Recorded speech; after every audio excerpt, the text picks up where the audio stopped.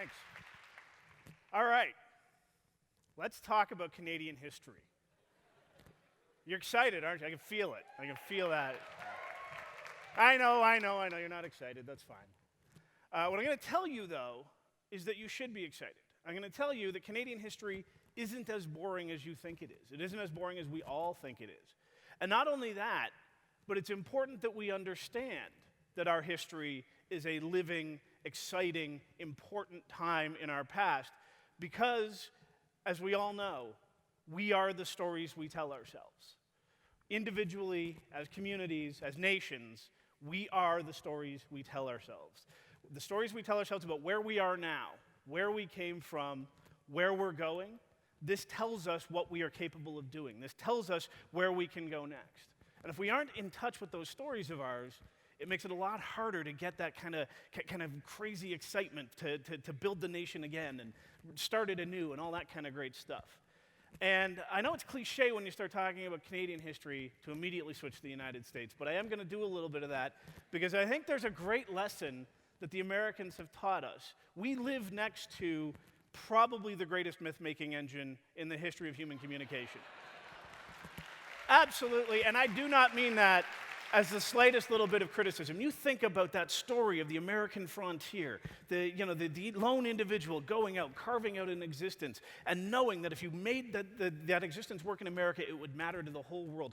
Everyone from Thomas Edison, Henry Ford, all the way down to Steve Jobs and Elon Musk, inspired by that sense that to be American was to know that your history was important and that if you wrote a new chapter in it, it would matter to everyone. And so I think that's the spirit we need to capture. Not their history, but their storytelling skill.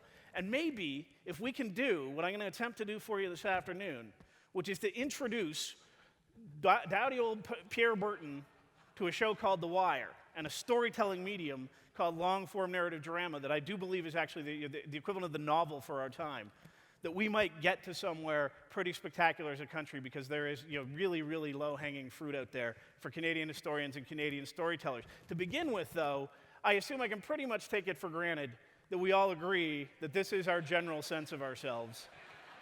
It is practically on the welcome signs. Sorry, we're boring. There was the cod were very important and wheat was very important, logs. But other than that, peace, order, and good government, not a lot happened. Sorry, our history isn't better. We'll try harder next time. But ask yourself, why do we think that's the case? I would argue a large part of it is because when it came to popular culture, particularly mass culture, this was the dominant image of Canada. The straight-laced, steadfast, very, very stout, law-abiding Mountie. And if that isn't an exciting story. Sergeant Preston of the Yukon, a great radio hit of the 30s and 40s, eventually a TV hit. The real star of Sergeant Preston was not the Mountie. It was, in fact, Yukon King, his loyal sled dog. And there's a slogan for you. Canadians, we're less interesting than our dogs. There's a real banner to fly. Dudley Do-Right. It's a yawn of a name. The name actually makes you yawn to say out loud, Dudley Do-Right. And why was this the dominant image? How was it that we came to think, and by the way, it's not just these old stories. I wouldn't want to suggest that we've moved on in 50 years. We've still got the same Sergeant Preston and the same dog, and he goes down to the United States because that's where interesting things are happening. And he's very straight-laced and boring and all that. Where did this come from? How is it, particularly given that our history is not a boring history? There have been some amazing figures. I'm going to just really quickly rattle off three. Louis Riel, a rebel, visionary leader, a guy who was elected to Parliament 3 times while living in exile, and then went into a church in Washington, D.C., and heard God tell him, "You are the prophet of the New World," and spent the rest of his life dedicated to making that true, building a Métis nation in Western Canada until he was executed. Is that a boring story? Do we tell that story enough? William Lyon Mackenzie King, Prime Minister of Canada during a Great Depression and a World War, all the while getting serious policy advice from his dogs and his dead mother. Tell me that is not a great literary figure. Jacques Plante. Do I need to say any more? Is hockey a boring sport? Was Jacques Plante not only a great goalie, but the first goalie to wear a mask? A boring figure? Of course not. These are not boring figures. This is not a boring history. How is it that we came to think of it as such? Who's responsible? The answer is this guy. This one guy, not really this one guy, but he is actually a big part of this. This is a gentleman by the name of Eric A. Hague. Eric A. Hague was a Swedish immigrant to the United States in the 1880s, had a burgeoning photography business, brand new, very exciting medium. And in 1897, like a lot of young men of his generation, got swept up in the excitement of the Klondike gold rush, traveled up the coast through Alaska to the Yukon Territory, set up a photography studio in Dawson City, and documented the greatest gold rush of its time. And Eric A. Hague brought back incredible, iconic images that had never existed before of what it looked like, one, to be in the Yukon, and two, to be in the midst of a gold rush. This is the Chilkoot Pass. This is one of the ways you could get over the mountains into the Yukon Territory from the Alaska coast. An incredible, deep, moving drama of human motion and human desperation. Among other things, it was known as the Dead Horse Trail because people kept arriving with horses that couldn't survive this particular environment. And Eric Hague brought all of these images back.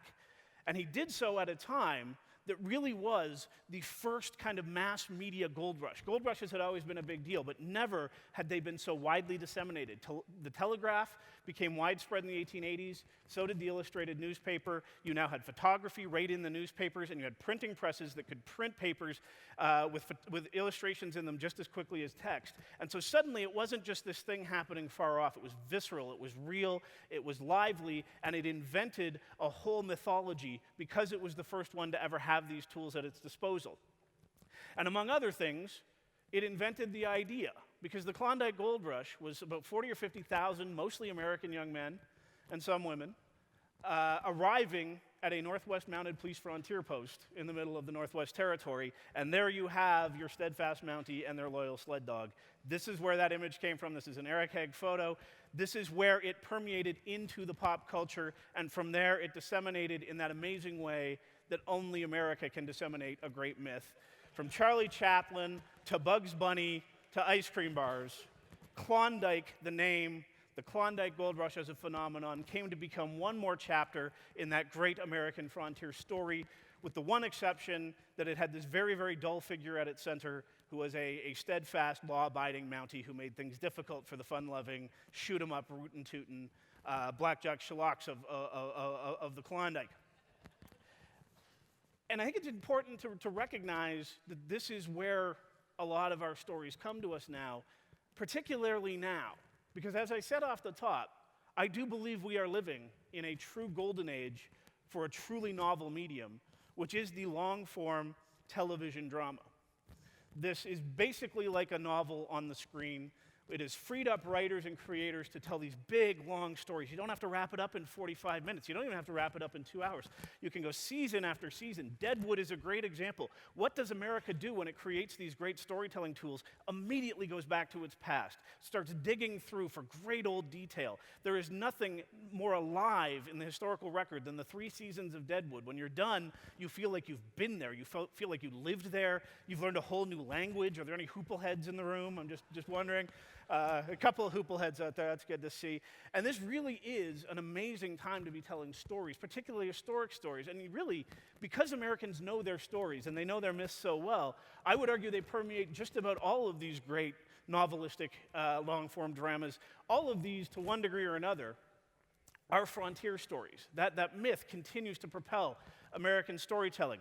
You can put the frontier justice in the middle of downtown Baltimore, and you still have some of the same iconic resonant figures. You can put it in a New Jersey mob scenario, and it still resonates. And you can put it amid the desperation of the Deep Southwest, and every time you are still telling great frontier stories. And we are in danger yet again of having our frontier stories handed to us by the United States.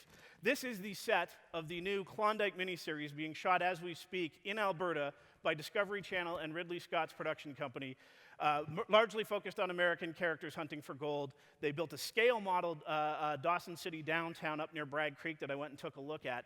And you can see, as soon as you walk on the set, if you've got the right eye, how they're going to miss the mark again. The Canadians are just going to be totally forgotten. We're going to be the boring old Mounties.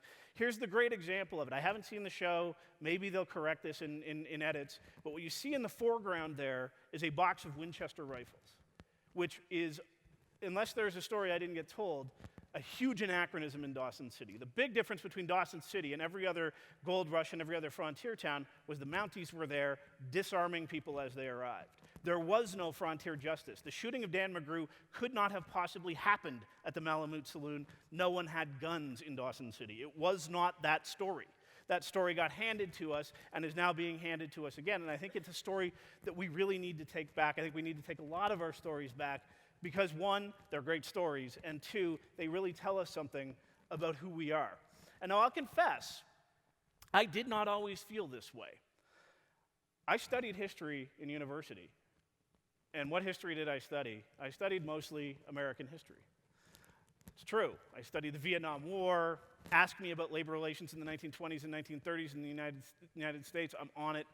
Ask me about Dawson City and where it came from, and it wasn't until I was there and spent a winter there and felt the history. I mean, it's just this fount of incredible stories that I realized we need to be, recapturing some of these myths. And of course, I was in the perfect place to do it. I was at Burton House.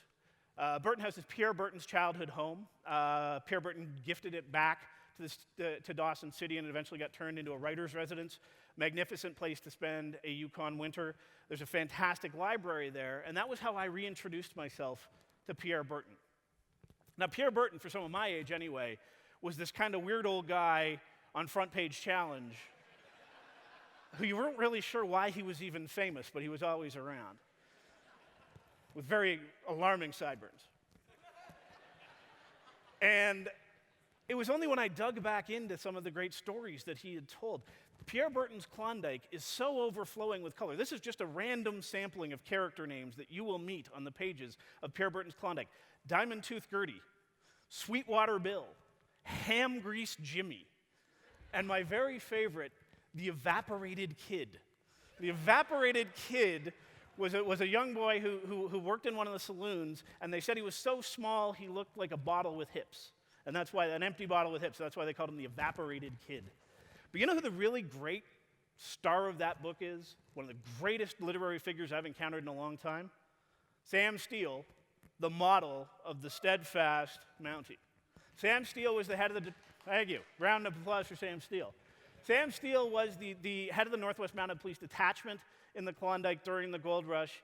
And Sam Steele is just waiting for a 5-season, long-arc, detailed drama, because this is not a boring guy. I'm going to lay it out for you. Season 1, Sam Steele arrives in Canada, joins the military, participates in the Red River Rebellion, face-to-face with Louis Riel and the first wave of Métis dissatisfaction.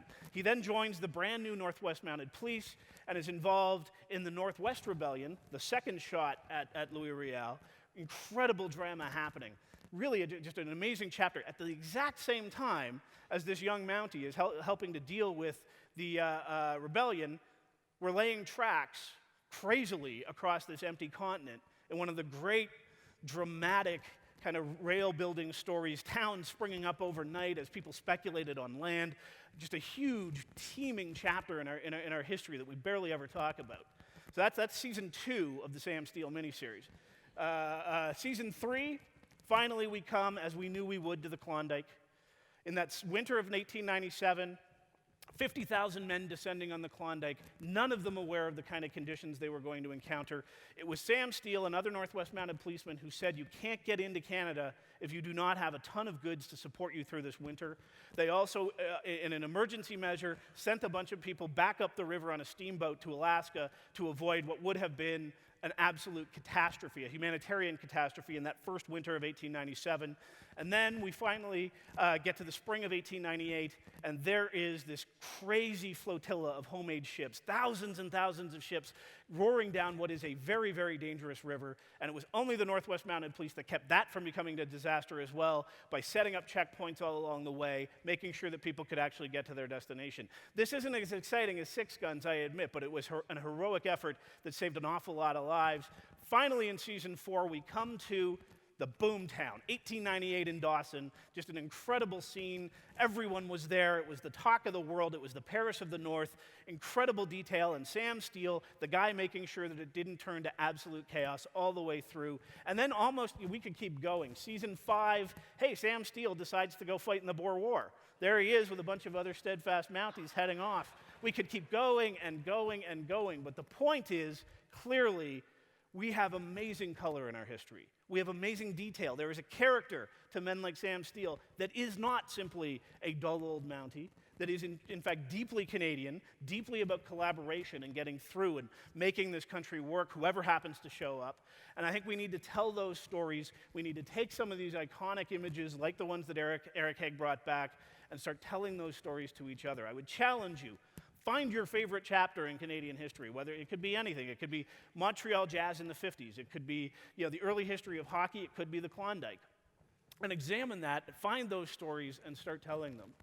Because we are the stories we tell each other. Don't tell these stories because they're Canadian. Tell them because there are so many great Canadian stories, and we are not telling them enough, and we are in danger of forgetting where it is that we came from. Thank you.